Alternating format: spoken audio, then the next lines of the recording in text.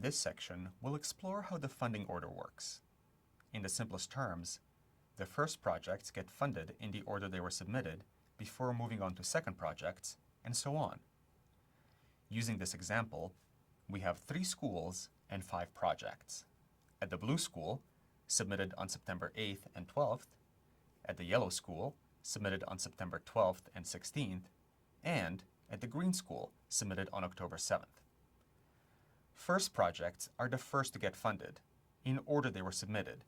So we have projects A, C, and E being funded before moving on to second projects B and D.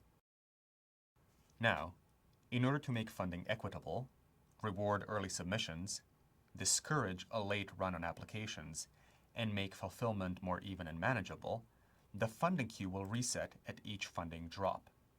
This means that projects funded in the funding drops are no longer used in calculating the position in the queue, and all the other projects move up. In this example, we have 3 projects submitted before the funding drop on October 8th. They are funded based on the established queue. First projects first, followed by second projects.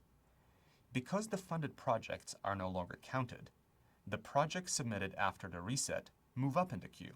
So, the second project from the yellow school and third project from the blue school are counted as first entries for that funding round and would be funded before the first project from the green school because they were submitted at an earlier time. Now let's look at a reset scenario that involves limited funds for that funding round. In this case, there are only enough funds to fund 2 projects. The first projects from blue and yellow school get funded because of their position in the queue.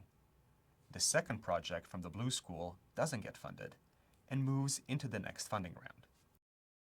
Because the funded projects are no longer counted, any unfunded projects from the previous round and projects submitted after the reset move up in the queue.